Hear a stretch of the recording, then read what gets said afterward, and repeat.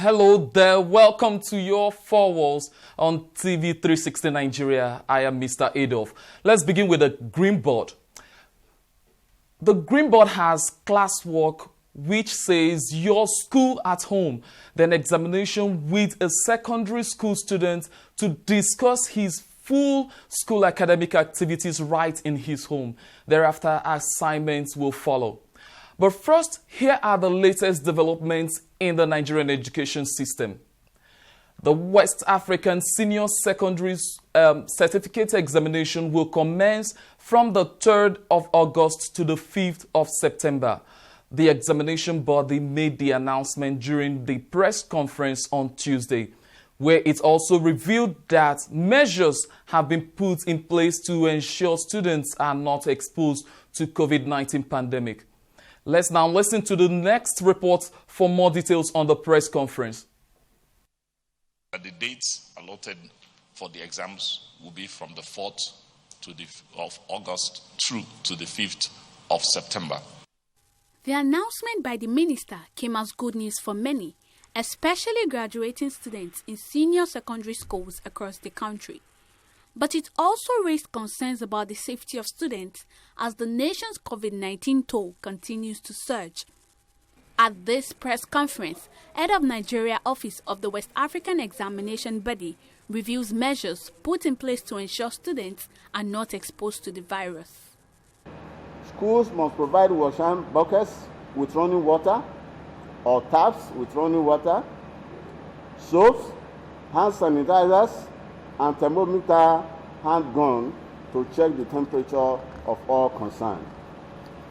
All examination functionaries, including the council staff on distribution, supervisors, invigilators, inspectors, candidates, and school officials will be required to wear face masks, wash and sanitize their hands daily and throughout the duration of the examination.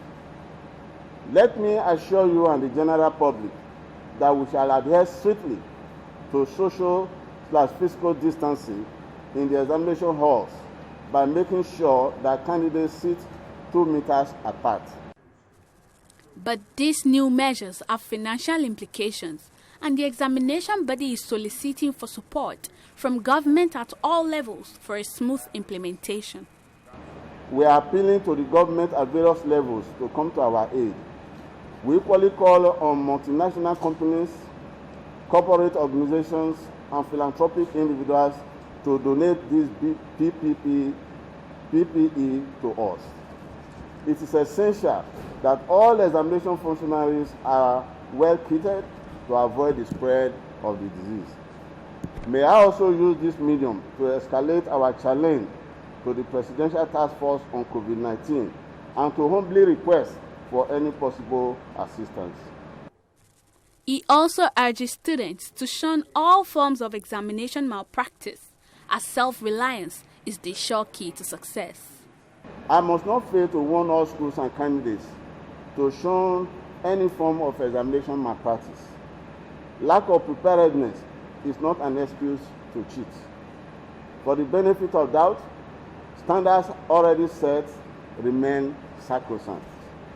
Do not delude yourself by thinking that they will be lowered due to the prevailing circumstances. Therefore, as usual, you get what you deserve. It will be a double tragedy for any candidate to write the examination under these very difficult circumstances and not to have any result. The federal government has also announced that senior secondary certificate examinations administered by the National Examinations Council, NECO, and the National Business and Technical Examinations Board, NABTEB, will take place after the conclusion of the WAEC exam. Abisola Adebayo, TV 360, Lagos. Meanwhile, the U.S. Immigration and Customs Enforcement, ICE, is set to deport foreign students in the United States whose schools will switch to online classes due to the coronavirus pandemic. The Student and Exchange Visitor Program, SEVP, which is run by ICE, made the announcement in a statement on Monday. The new rule states that foreign nationals enrolled in U.S. educational institutions will have to deploy other measures such as transferring to a school with in-person, or they must take the online classes out of the country or risk deportation if they stay. It also adds that the U.S. Department of State will no longer issue visas to students if they are going to schools that offer online classes only. That is all we have for the news. So, as the topic says, your school at home. Different strokes for different folks. So many children are out of school completely because they could not offer academic activities through the online because there are no provisions for the online school services. Now, I'm being joined by Daniel Onwukwe, who is fortunate enough to have access to school activities continuously because he is well slightly placed to have that access. So, welcome to the program, Daniel Onwukwe. How are you doing? I'm good. Thank you very much. Thanks for having me. You're welcome. Daniel, when this coronavirus broke out, how did you see that news in the first place? Did you even understand that you would be staying at home for 4 months and still continuing with your school? How did you see this outbreak in the first place? Okay, thank you very much. The coronavirus, which came, actually before it came into Lagos, it actually didn't really affect us that much, at least in our school. But then, I think in March or February, there was a directive from the state government to close all schools. And then we just thought that that was just a normal 2 weeks break, or at least a month break, and then we come back to learning. But as we see it now with the increasing cases every day, we are at home for 4 months. How do you see being at home and still schooling? Can you compare that with your normal school activities being within the four walls of the school? Can you compare that at all? Yes, though, but there are some slight differences. I mean, these online courses have actually helped us to, there is a skill of flexibility. This answers the question of when and where you're productive, what time of the day you're productive, in the morning or in the evening. But in the traditional brick and mortar classroom setting, you are not asked that question. If it's in the morning, you can actually access it, but then late in the evening, if that is when you're most productive, you can still go back to those classes, access them, still learn them, and those actually will help for slow learners, those learning at a very slow pace. And so it will also help with students at individual learning pace. Also, we have convenience. It's actually very convenient. Then ease of parent. Then we can also save paper. I mean, saving paper, and we have reducing that environmental pollution. I mean, if we were going to school, we will be expending fuel and petrol, and that will lead to global warming and some other phenomenon. But if we can stay at home and actually still learn what we ought to, then there will be reduced fuel expenditure in the environment. Then we can also save paper as well. And then there are a huge variety of topics that can also be accessed, and it can also be joined from any parts. But this online learning still comes with a whole lot of challenges, a whole lot of negative things.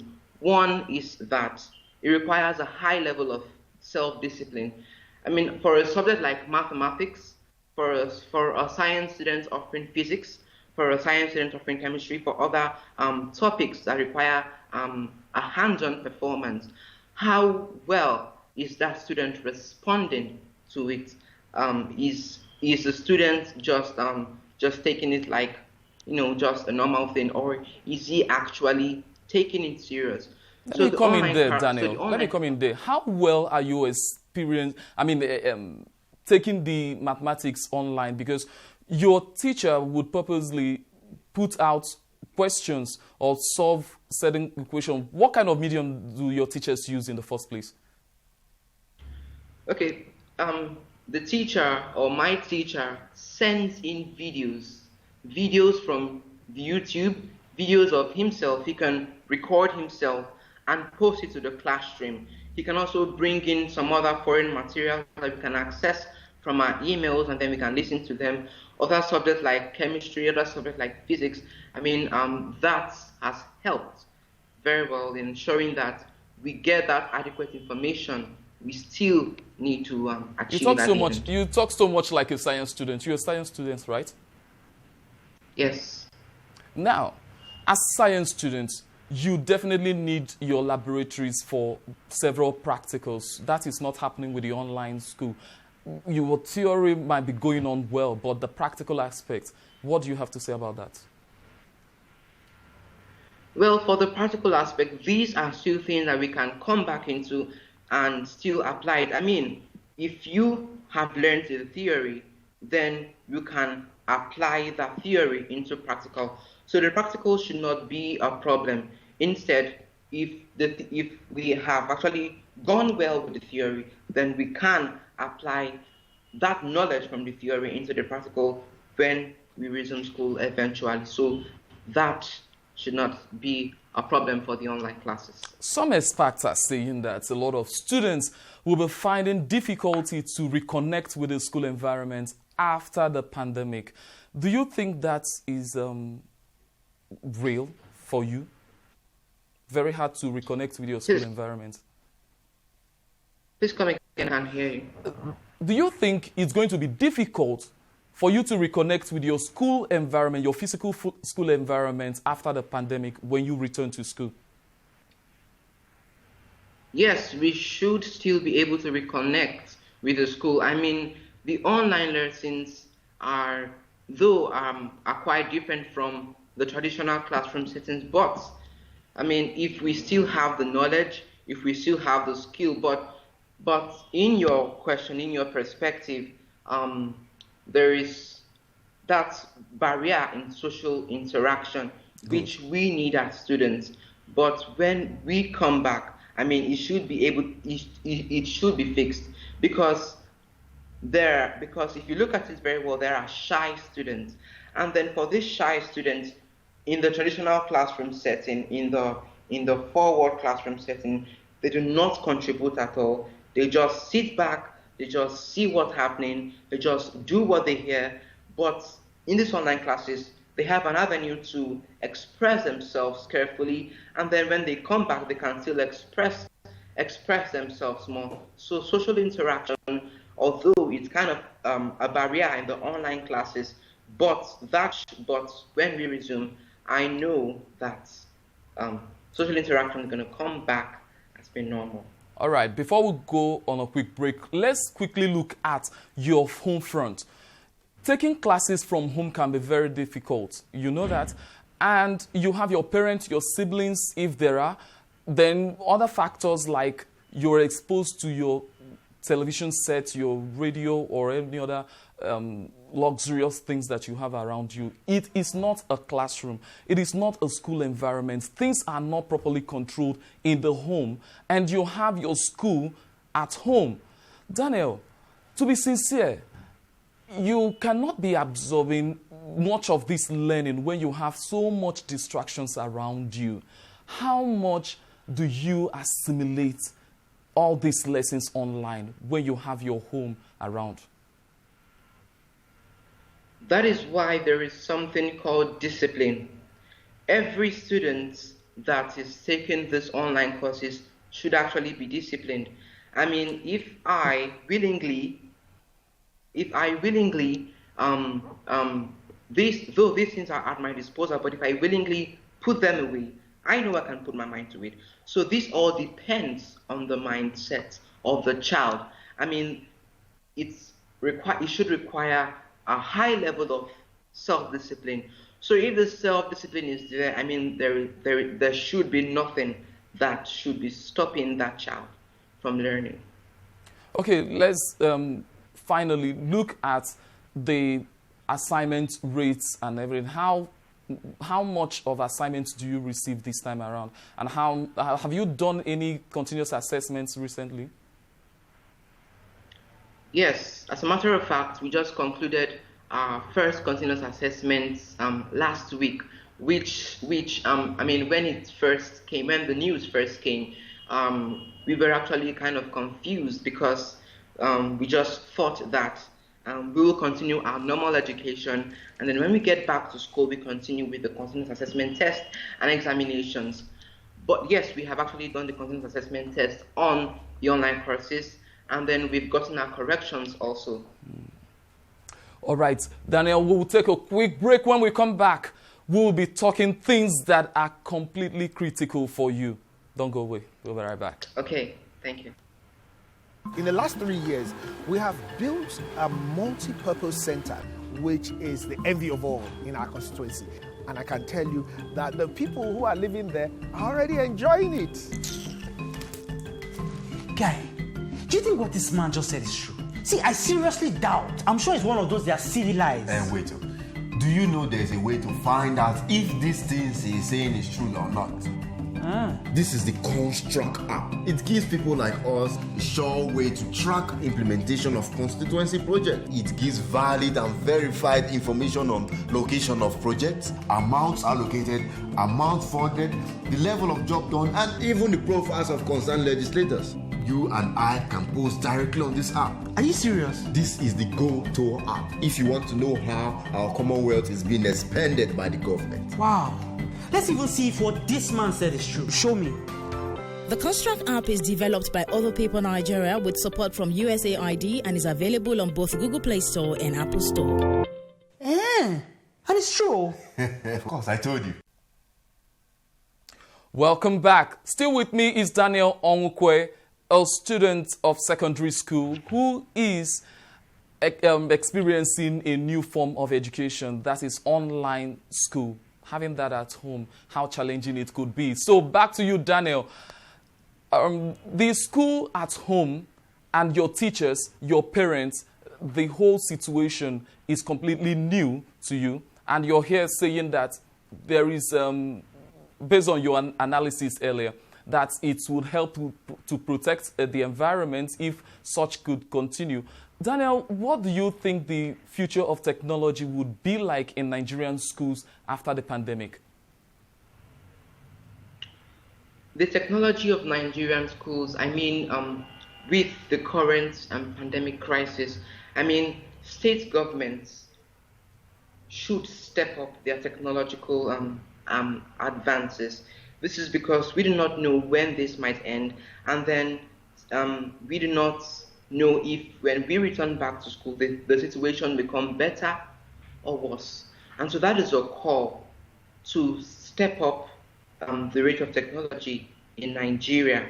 I mean, if we can actually have these teachers have a recorded classes, lessons of themselves and bringing it to the Google Classroom, I mean, it will be nothing different from our normal classroom settings and other things. Now, Daniel, there are many students in your age who do not have access to any form of education, the continuing education online. What do you have to say about that, knowing that you are in the same generation while your school and you still have access to learning and teaching processes? There are other children, other teachers who are left out of it. What do you say? Okay, the whole solution or the entire solution of that problem falls on citizens, falls on our civil societies, and finally falls on the government. 1 in every 5 children is out of school, especially in the northern part of the country, in the northern region. And so what is the government doing to actually improve this? Also, it is a duty of the government to spotlight the aspiration of the nation and educational policies to actually improve on those aspirations. But the educational system of our country today is like we just the students are just taught in their normal classroom settings, and when they go outside to apply what they've been taught, it's nothing to show for it. So if the quality of education in our country can be stepped up, because nowadays we see a whole lot of children, a whole lot of rich kids traveling outside the country just in the name of ensuring a better education. And so what is left to our own education? I mean, that is a big question that the government should do. The rate of education, the rate of illiteracy, the rate of ignorance, the rate of poverty, the rate of unemployment in our country is actually very, very high. And so if the labor force is actually crippling, then that will affect the economy of the country. And so in developed countries where their economy is actually falling, words of ours, where ours was already crippling even before the time of the coronavirus. And so what is going to happen to our own economy? And so if we actually want to build up the economy, we should first look at the young ones, improving the quality of education, so that when they leave, they can become useful in the society, in the country, in the world at large.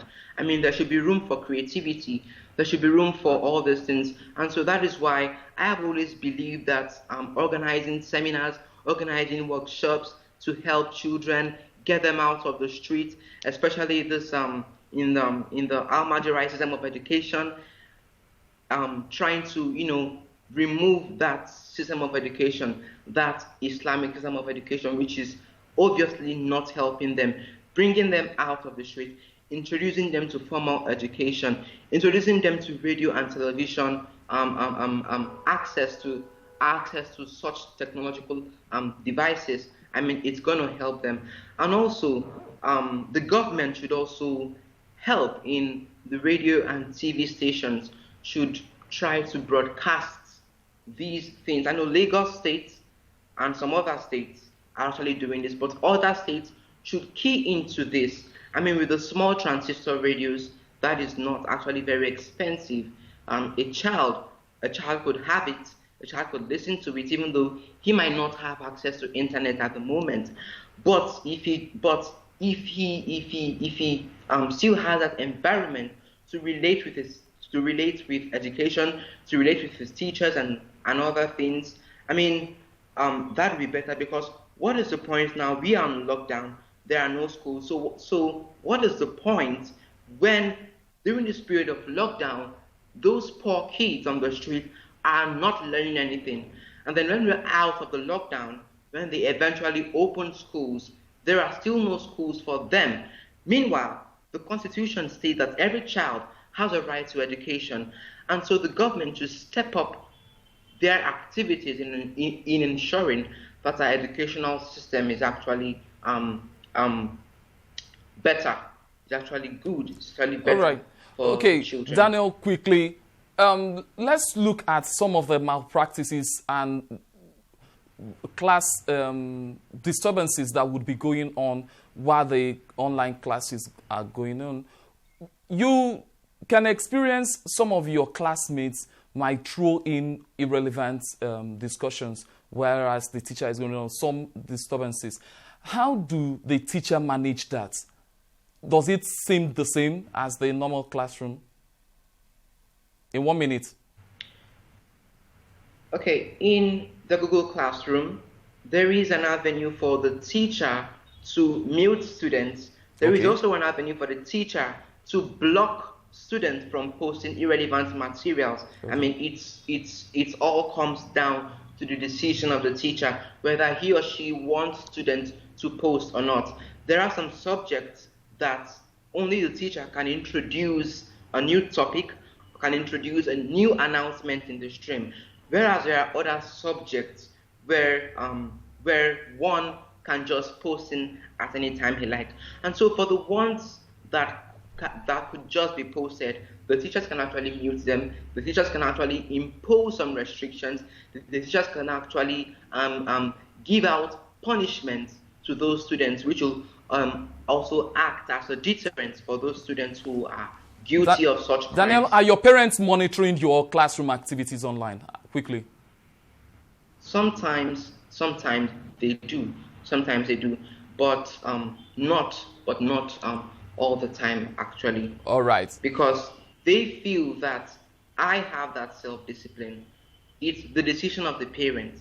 I mean, if I'm a parent, I feel that my child is not self-disciplined, I still have that opportunity to be with the child, look at what he or she is doing, and help them. But it's actually the decision of the parents. All right. Thank you so much, Daniel, for being with us on Four Walls. It's been insightful. I never believed that you have all this to load out.